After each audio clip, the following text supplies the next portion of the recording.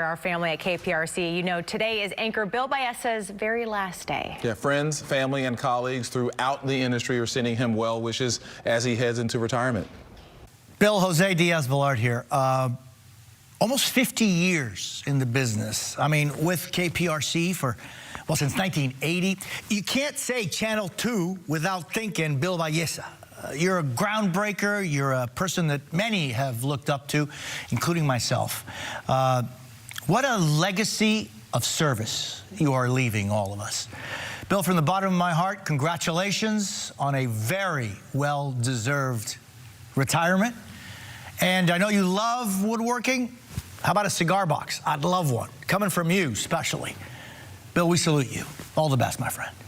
All right, Jose Diaz-Balart. Okay, and this is last night, a dinner held in Bill's honor at the Palm. The Palm also honored Bill by adding his face to the wall of who's who of Houston to celebrate his distinguished career and legacy. Bill's final newscast tonight at 10. But he's going to be here 5 and 6 as well. Yes, certainly. All right, we know many of you are going to miss Bill as well. So for our click to vote question today, we have to ask, should we just cancel Bill's retirement? Nix it? Done? Vote now at clicktohouston.com/click-to-vote. We'll have the final results coming up at 5 o'clock, and we think we know what you're going to say. He may have had plans, but hey, forget all that. Yeah, Come on back. All right. I know. That's it for Channel 2 News at 4. The news at 5 begins in 60 seconds. Don't go away. Live from KPRC, this is Channel 2 News at 5. And right now at 5 o'clock, the weekend-long closure of the West Loop draws near. All lanes in both directions are going to be shut down at the Southwest Freeway starting at 9 o'clock tonight. And this is just the first of several weekends when drivers won't be able to access the West Loop. We'll go live to Channel 2's Jonathan Martinez in just a few minutes with a closer look at the construction project and also your best detour options. But right now, a developing story out of Wharton County. A young woman was shot and a man was found dead inside a burned home in the community of El Campo. Right now, detectives are still trying to piece together exactly what led up to the discoveries at the home on Olive Street early this morning. Channel 2's Hannah McKenzie is live now on the scene with more. Hannah? Well, as you can see behind me here, there is not much left of that home at all. And investigators are still out here working, trying to determine what exactly happened out here today. It started with a call to 911 for shots fired. But when El Campo police officers arrived, this house on Taylor Street was fully engulfed in flames. As they got out of their cars, they heard a female scream. That female is identified as Kadra Sparks, says Assistant Police Chief Gary Williamson. She had suffered multiple gunshots, and they pulled her out of the house. She was conscious, unable to talk. The 21-year-old was airlifted to a Houston hospital where Williamson says she's undergone surgery. Now, here's where things take another unexpected turn. The firefighters were putting out the fire. They discovered a body of a male subject. Family members suspect the body is that of 23-year-old Keyshawn Riggins. Now, I spoke to one of those family members out here earlier today, and she claims to be Riggins, and you will hear from her coming up tonight at 6. Reporting live in El Campo, Hannah McKenzie, KPRC, Channel 2 News.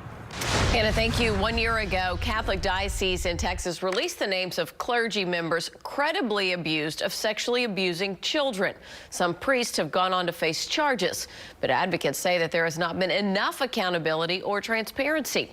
Channel 2's Robert Arnold is live now with more on the story for us. Robert? Victims of abuse say they feel no closer to the truth than they did a year ago when the Archdiocese of Galveston-Houston released its list of credibly accused priests. Advocates say they want more transparency into how these accusations are being handled. Once the story breaks, then that's it.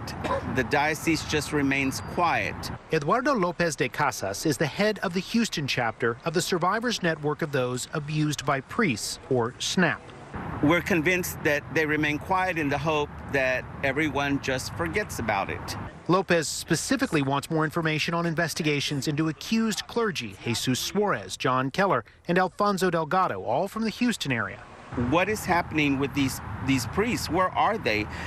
What is happening with their cases? Lopez says the lack of information further traumatizes victims, especially since more cases are coming to light all the time. She's not okay.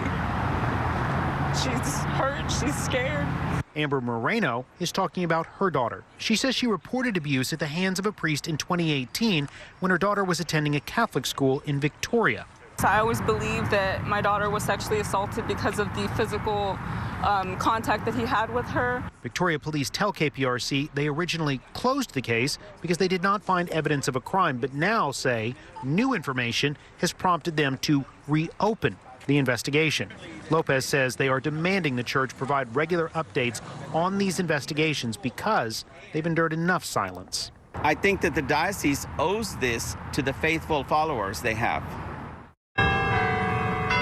The Archdiocese did respond to our request for information on this, but they would only say that the 3 priests mentioned there are no longer part of active ministry. No other information was shared. As for the incident in Victoria, the Archdiocese did say that that priest has also been removed from active ministry, and the Victoria police are handling the investigation.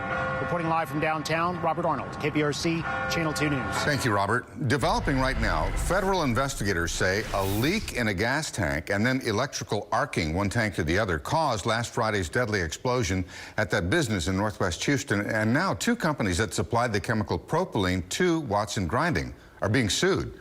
Lawyers say those companies neglected their duty to make sure the tanks weren't leaking. Our Sally Mamdou joining us live in that neighborhood with new developments in the case. Sally? Bill, when you take a look behind me, you can see just how great the devastation was from that explosion. That we're at the explosion site. Right behind the explosion site is obviously those homes that have been impacted by this explosion. Today, ATF officials talked about their findings that revealed that there was a leak hours before the explosion. ATF investigators determined there is no indication of a criminal act committed in the Wharton Grinding and Manufacturing explosion. Their investigation also revealed that a propylene tank located 2 buildings down from the facility had been leaking 24 hours prior to the explosion. We know by looking at normal daily use, there's about 6 or 7% of that tank would be used in normal operations. But in that 24-hour period between early Thursday morning, early Friday morning, 29% of that tank was used. ATF investigators say the source of the explosion was arcing within the electric system of the building. Their findings come a week after the rattling explosion killed 2 employees and displaced hundreds of Spring Branch area residents who live behind the facility. There's no answers from the company, no answer from anyone. All the neighbors, no answers. Has Hernandez's home shifted because of the explosion. He and his 2 little brothers and parents decided to stay at their home despite its deteriorating condition. We didn't have nowhere to go. We had kids and it was a family, so we had to stay there. Yesterday, they decided not to risk it anymore and are now sleeping at a friend's home. They still go back to their home most of the day, hoping the damage doesn't take a turn for the worst. We're coming back on the day because we have electricity and all that, so we can cook, feed the kids, and feed everyone else. Certainly the story of many of the people that live out on that block. So many people displaced by this, and so many people are still left with a lot of their questions unanswered. A lot of these people feel that they're in limbo. In the meantime, you're looking at the manufacturing facility. This facility over here will remain closed off. It will be handed over now that the officials, ATF officials, have wrapped up their investigation. It'll be handed over to the city for them to start their investigation. For now, we're live in Northwest Houston. Sally Mamdou, KPRC, Channel 2 News. Thank you, Sally. In this connection, the Red Cross has now extended its recovery center for families impacted by the explosion. A team is stationed at the Church of Latter-day Saints on East Shannerdale Drive. Caseworkers are going to be on hand tomorrow from 10 in the morning till 3 in the afternoon.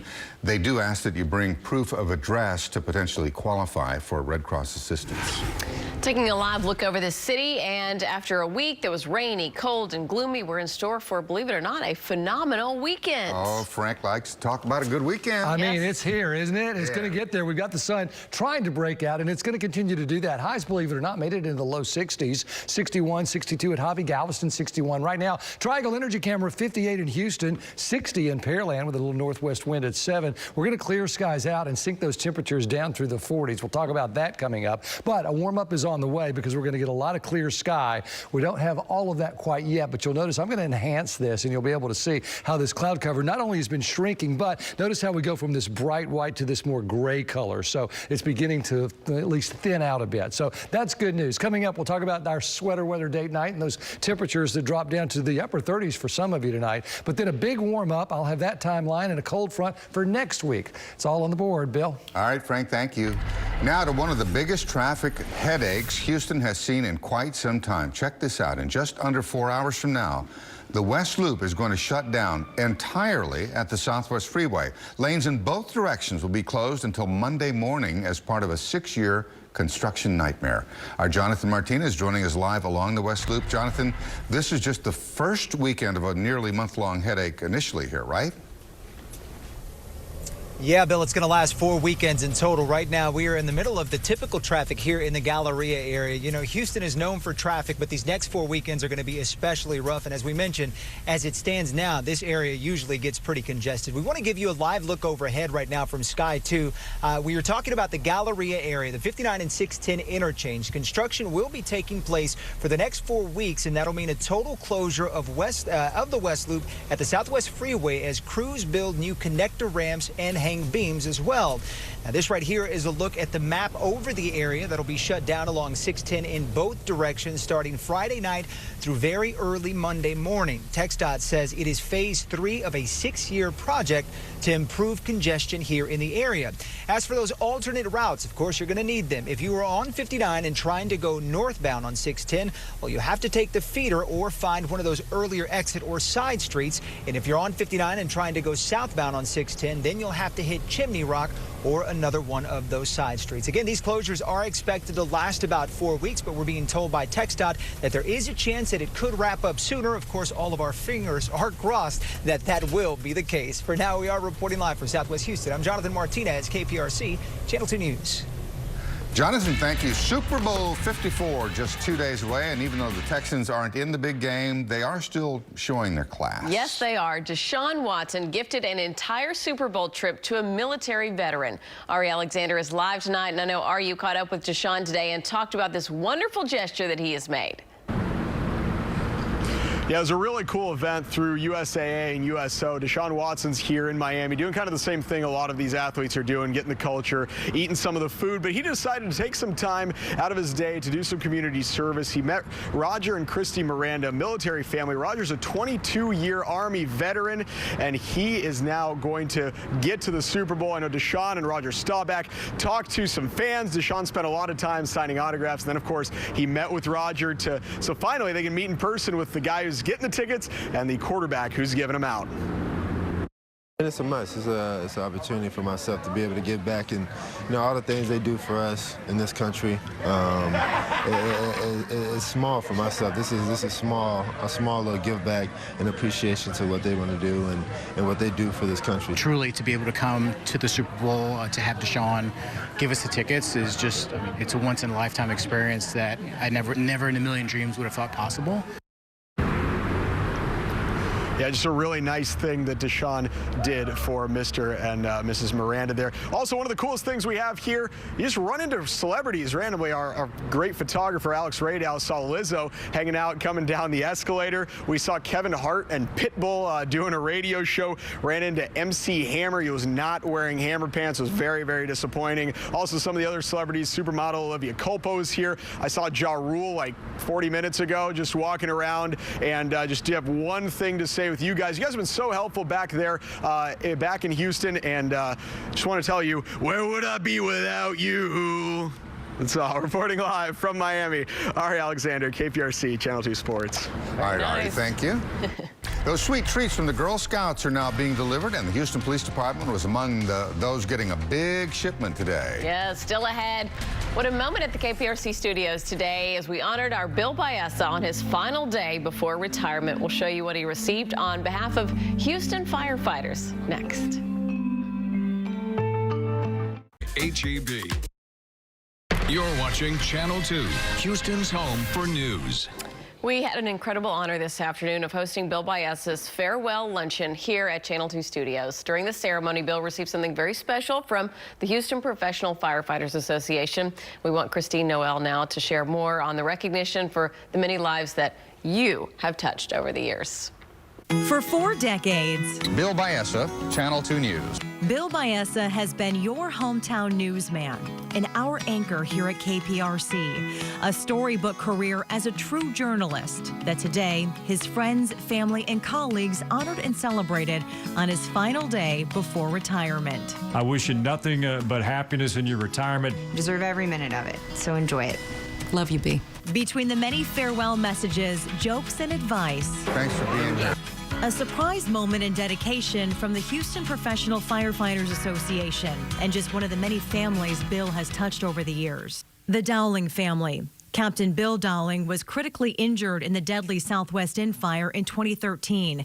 Bill followed his family's journey, including traveling to San Diego when Iron Bill Dowling got to witness his son's graduation from Marine Boot Camp in 2014, 3 years before Captain Dowling passed away. Through all the tragedies and the triumphs, I could not think of a better person to come and present this on behalf of the 4,000 members of the Houston Professional Firefighters Association than Captain Iron Bill Dowling's widow, Jackie Dowling. Thank you so much. Oh, thank you. I identify most, having been a Marine, with our first responders, our firefighters and our police officers, people who run towards the fire, whatever kind of fire it is. I'm honored by this. Thank you all so very much.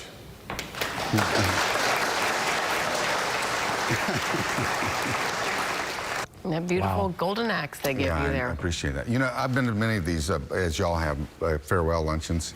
Usually, you know, the lunch ends, whoever it is, they leave, they walk out. They're done. No, you got to do the 5, 6, and 10. We're paying you till tonight, so you got to work. Get back to work. I'm glad, though. Yes, well. Thanks to the firefighters. Yes. Yeah, it was a lovely luncheon was. and a dinner last night. And now your face is on the Palm Restaurant.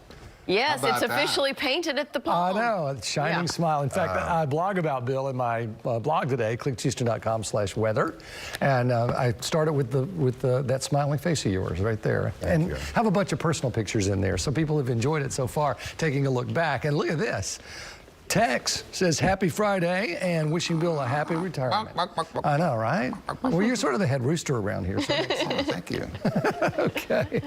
Here's a look at pollen count. Air quality's been good today. Trees in the moderate range, nothing for grass or ragweed, and mold spores have been low. Looking there, some cloud cover still hanging tough, but we're going to clear that out of here slowly but surely. 58 degrees and cloudy. Northwest winds at 10. In Galveston, it's still a bit on the gray side. 58 with a northeast wind at 6.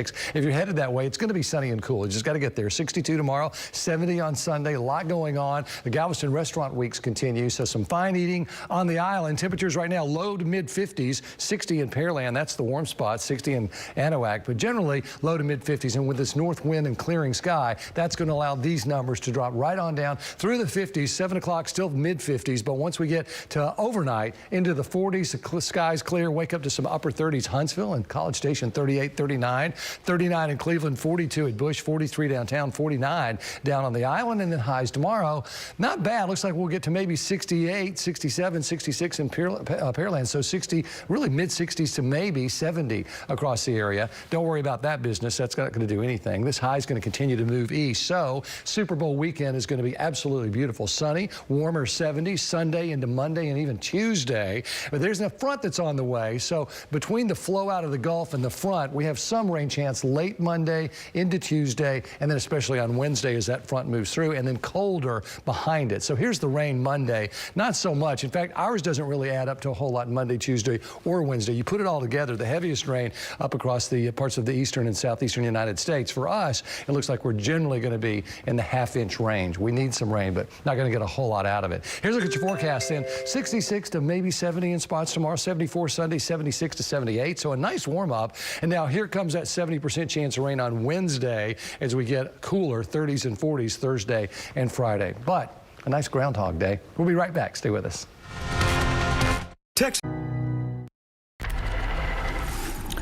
All right, today the Girl Scouts of the San Jacinto Council launched their Cookie for Heroes initiative. The Scouts surprised Houston police and firefighters with cookies. The Cookie for Heroes initiative encourages customers to donate cookie purchases to first responders across Southeast Texas. Grand program there.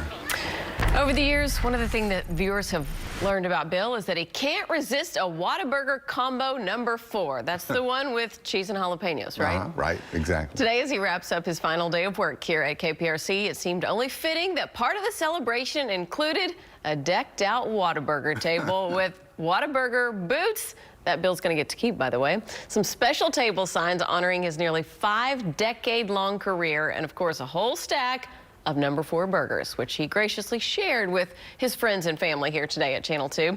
By the way, the results of our Click 2 vote poll, 83% of viewers want Bill to cancel his retirement. No surprise there. We'll be right back. Good evening. I'm Dominique Soxa in the newsroom. Here's what's coming up on Channel 2 News at 6 o'clock today. Only on 2 tonight, homeowners targeted by a crime ring. 5 adults, 1 minor, accused of breaking into homes and stealing thousands of dollars in valuables and cash. And only on 2, a Good Samaritan honored. Deputy constables calling this man a hero for jumping into action when a car accident happened right outside his home. And B, this is the day, our Bill Baez's last day on the anchor desk before retirement. We will do our final 6 o'clock newscast together in just about a half hour with one more go around at 10 o'clock. We hope you join him for both. Back to you. All right. Wouldn't you know they'd make me work out my full final day? Yep. Of course they did. I'm happy to be here. We wouldn't have it any other way. Bill, thank you. It's been wonderful to sit beside you. Same here.